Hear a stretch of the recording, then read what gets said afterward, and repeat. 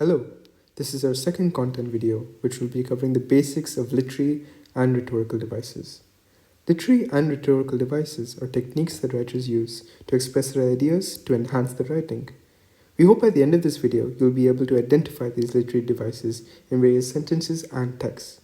To test learning, you can attempt the worksheet found in the description.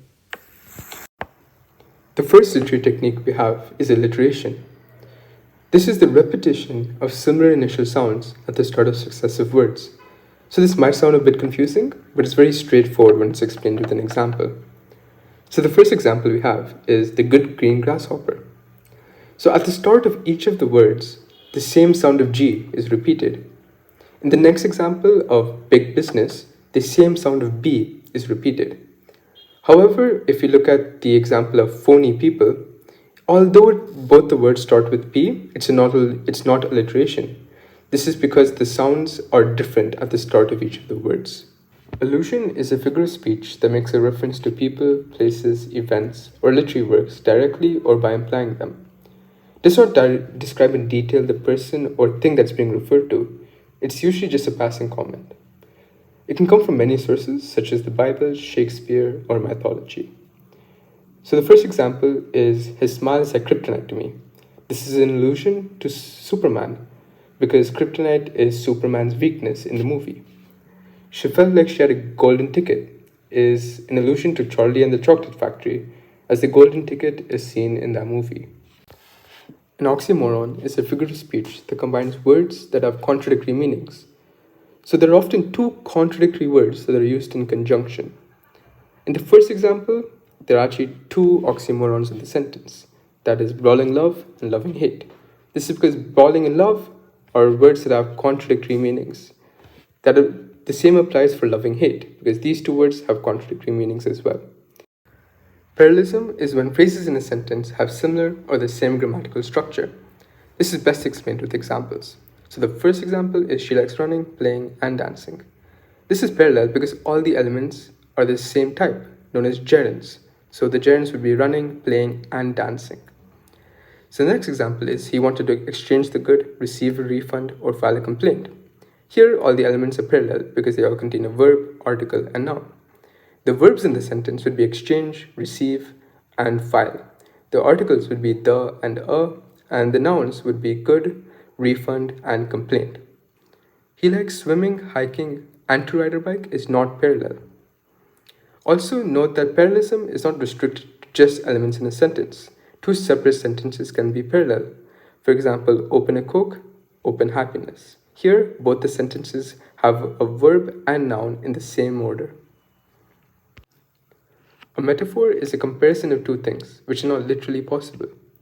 Metaphors do not use the words like or as. So in the example, he is a walking dictionary. He is being compared to a dictionary. Imagery. The use of figurative language to evoke a sensory experience or paint the scene in the reader's mind. 5 types of imagery exist: visual, auditory, olfactory, gustatory, and tactile. An example of visual imagery. The golden rays cast an orange hue over the clear blue lake. Repetition. Repeating of words or phrases in a successive manner, done to emphasize an idea. Example: but, I didn't know. Simile. Comparison of two things of a different kind, usually with like or as. Example: her smile was as bright as the sun. Personification. Attributing human emotions, characteristics, and behavior to animals or inanimate objects or ideas. Example: the stars danced in the midnight sky.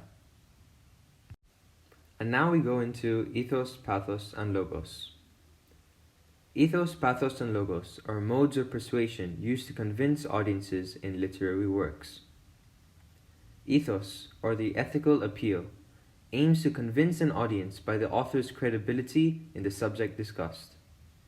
An author would use ethos to show to his audience that he is a credible source and is worth listening to. persuading them to pay heed to him. For example, listing the qualifications of the author in the field being discussed before a speech can improve the credibility by using ethos. Pathos, or the emotional appeal, aims to persuade an audience by appealing to their emotions. Authors often use pathos to invoke sympathy or pity from an audience in a speech. It is basically used to make the audience feel what the author wants them to feel. Techniques used to implement pathos include an emotional tone, personal anecdotes or stories, meaningful language, etc. Logos, or the appeal to logic, aims to persuade an audience by the use of logical facts and reason, backed by evidence or statistics.